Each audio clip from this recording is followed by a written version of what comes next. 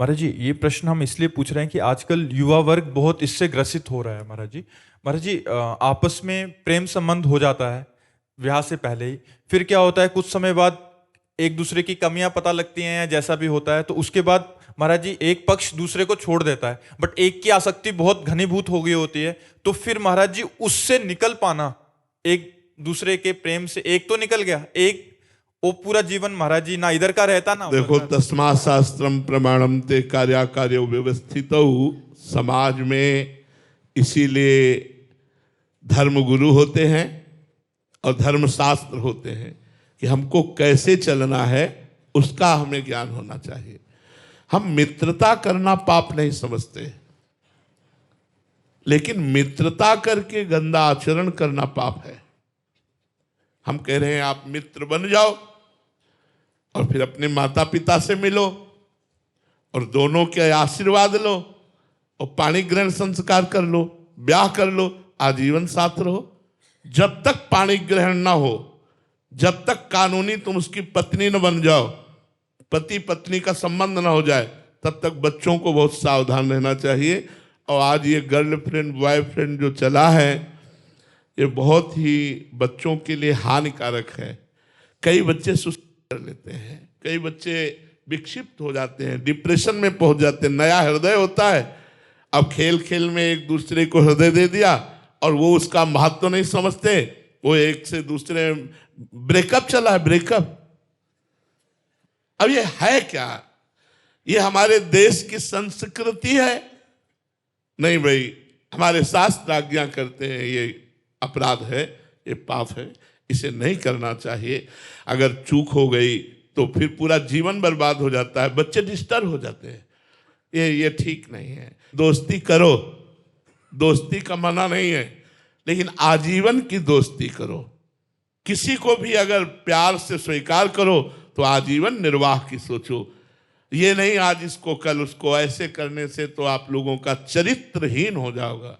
देखो, एक अंग्रेजी में हमको सूत्र मिला था, उसका हिंदी में अर्थ था पैसा गया कुछ नहीं गया। Money is loss, nothing is loss.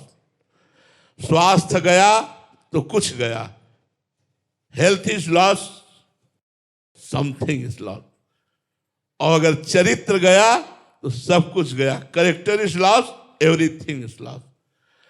आज उल्टा है, उल्टा। ये जो दोस्ती है, हमें इससे कोई नफरत नहीं है, इससे कोई हमें गिला शिकवा नहीं। पवित्र दोस्ती रखो। दोस्त वही जो अपने दोस्त को आगे बढ़ावे, दोस्त को नीचे गिरा दे, दोस्त की भावनाओं को रौंद दे, दोस्त को कूड़ा करकट कर दे, ऐसा नहीं। ये दोस्ती भी क्या जो निर्वाह ना कर पावे, वो दोस्ती क्या। और आजकल ऐसे दोस्त मिलना मुश्किल है जो निर्वाह करे। है, ऐसा नहीं हम कहते कि नहीं है, लेकिन वही दोस्ती अच्छी है जो आजीवन निर्वाह हो। ये इधर उधर की बातें, अब इस विषय में हम क्या बोल सकते हैं, क्योंकि ये ना पहले था, ना इस विषय का कोई प्रसंग पहले था। आज के 40 वर्ष पहले गर्लफ्रेंड बॉयफ्रेंड था ही नहीं, था ही नहीं। स्कूलों में बच्चे बच्चियां सब ऐसे खेल कूद के पढ़ते थे, कहीं ये गंदी बातें थी ही नहीं। आज तो 12 वर्ष 13 वर्ष का बच्चा गंदी बात में बड़ा प्रवीण है, मोबाइल गुरु है, उससे सब सीख लेता है।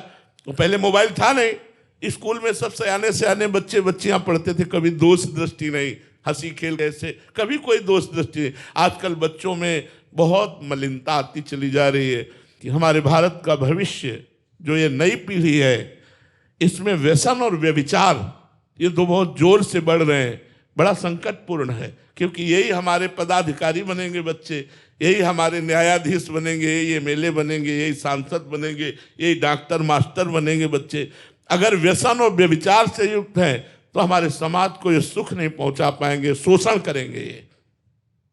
अगर व्यसन और व्यभिचार मुक्त हैं तो यही हमारे समाज के उज्जवल भविष्य, समाज को सुख पहुंचाएंगे। तो हमें लगता है जब तक अध्यात्म से नहीं जुड़ा जाता तब तक आधुनिक पढ़ाई से हमें बचा नहीं पाएगी। हमें अध्यात्म से जुड़ना चाहिए, भगवान का नाम जप करना चाहिए, थोड़ी देर सत्संग जरूर सुनना चाहिए, गुरुवाणी संतों की वाणी जरूर पढ़नी चाहिए, जिससे हमारा चरित्र पवित्र हो। चरित्र ही सब कुछ है।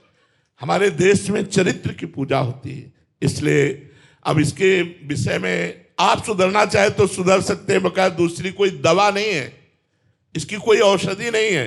आप सुधरना चाहे तो सुधर सकते हैं, प्रार्थना है सुधर जाओ, नहीं तो आप ही परेशान हो जाओगे, आप ही डिस्टर्ब हो जाओगे। कोई प्यार नहीं करता, प्यार करने वाले कोई बिरला लोग होते हैं। प्यार का नाटक करके वो अलग बातें हैं, लेकिन प्यार करने वाला कोई बिरला होता है। अब आपने दिल दे दिया, हृदय समर्पित कर दिया, कुछ दिन साथ रहे, अब वो दूसरे, फिर अब हालत क्या उसकी होगी। ऐसी स्थिति में बाहर कैसे निकला जाए महाराज जी? भगवान का आश्रय लेकर, बिना भगवान के आश्रय से नहीं। भगवान का आश्रय लो, सब बचा देंगे, वो सब ठीक कर देंगे, वो आपको अच्छा दोस्त मिला देंगे। आप चिंता मत करो, उनकी सृष्टि में कमी नहीं है। आप उनसे प्रार्थना करो, हे भगवान मुझे मेरे अनुरूप दोस्त दो, तो दोस्त दे देंगे। देखो करदम जी ने भगवान से तपस्या करके प्रार्थना की, मेरे अनुरूप पत्नी दो, तो आदि सम्राट महाराज मनु की पुत्री देहूति भगवान ने ब्याह करवाया, जिससे कपिल भगवान का प्रादुर्भाव हुआ। तो इसलिए हमें जो चाहिए वो भगवान से मांगे, नाम जप करें, सहसा ऐसी गंदी बातों में ना उतरे, नहीं तो हमारा जीवन बर्बाद हो जाएगा।